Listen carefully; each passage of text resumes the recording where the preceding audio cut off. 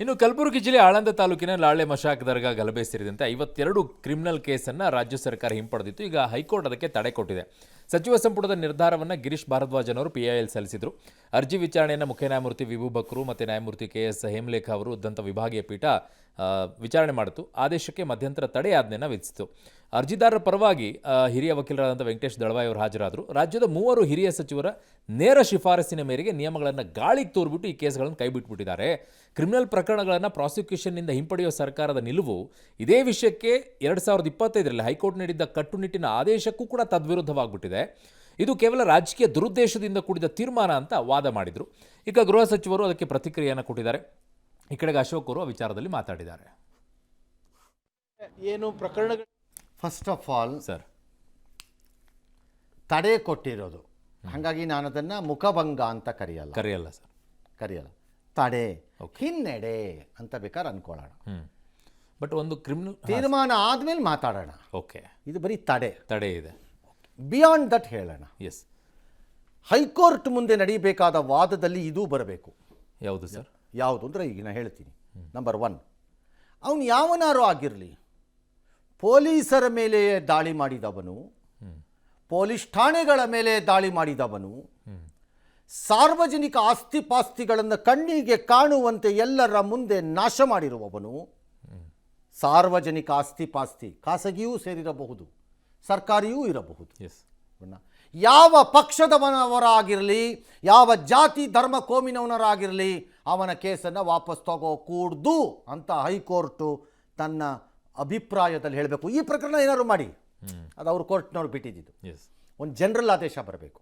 Number 2, ಯಾಕೆ ಸಾಮಾನ್ಯವಾಗಿ ಈ ಪ್ರಕರಣಗಳನ್ನು ರಾಜಕೀಯ ದೃಷ್ಟಿಕೋನದ ಮೇಲೆ ಹಿಂದಕ್ಕೆ ಪಡೆಯುವಂತಹ ಚಾಳಿ ಪರಿಪಾಠ ತೆವಲು ಸ್ಟಾರ್ಟ್ ಆಗಿದೆ ರಾಜ್ಯ ಸರ್ಕಾರದಲ್ಲಿ ಅಥವಾ ರಾಜಕೀಯ ಪಕ್ಷಗಳಿಗೆ. ಉದಾಹರಣೆಗೆ ಈ ಲಾಡ್ಲೆ ಮಶಾಕ್ ಪ್ರಕರಣ ಯಾವುದೋ ಒಂದರಲ್ಲಿ 52 ಜನಕ್ಕೆ ಹಿಂದಕ್ಕೆ ತಗೊಳ್ಳೋದು, ಇಬ್ಬರದರಲ್ಲಿ ಹಿಂದೂಗಳನ್ನು, BJPಯವರನ್ನು, ಅಥವಾ ರಿವರ್ಸ್ ಆದಾಗ 2 ಮುಸ್ಲಿಮರನ್ನು, 2 ಜಮಾತ್ ಅವರನ್ನು, ಅಥವಾ 2 SFIನವ್ರನ್ನೋ ಯಾರನ್ನೋ ಕೈ ಬಿಟ್ಟು ಬಿಡುವುದು. ತಕ್ಷಣ ಆಚೆ ಬಂದು ಹೇಳುವುದು, ಅವ್ರನ್ನೂ ಸೇರಿಸಿಲ್ವಾ, ಇವರೊಬ್ಬರಿಗೆ ಮಾಡಿದ್ದೀವಾ, ಎಷ್ಟದು? ಅವ್ರದ್ದೊಂದು 2 ಅದನ್ನು ಹೇಳಕ್ಕೆ ಅದು ಮಾಡೋದು ಡ್ರಾಮಾ. ಹಾಗಾಗಿ ರಾಜಕೀಯವಾಗಿ ಒಂದು ಸರ್ಕಾರ ಕ್ಯಾಬಿನೆಟ್ ಇದೆ ಅನ್ನೋ ಕಾರಣಕ್ಕೆ ವಾಪಸ್ಸು ಪಡೆಯುವಲು ಇಂತಹ ಕ್ರಿಮಿನಲ್ ಪ್ರಕರಣಗಳಲ್ಲಿ ಅವಕಾಶವಿಲ್ಲ.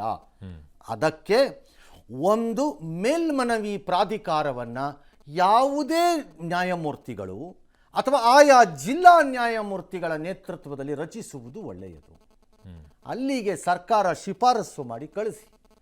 It is not just an executive decision, it has to be a judicial decision also, because the judiciary is already involved, party to the case. Judiciary already party.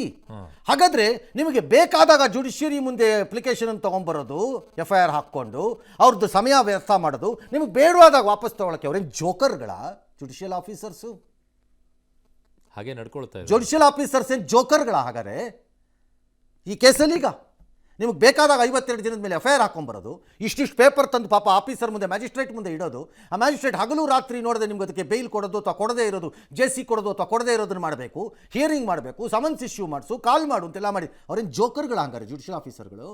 ಎಷ್ಟು ಸಮಯ ಈಗ ಟಪಕ್ ಅಂತ ವಾಪಸ್ ತಗೋತೀರಲ್ಲ ಕಚಡಗಳು ನೀವು. ಅದಕ್ಕೆ judiciary is also party to this process already.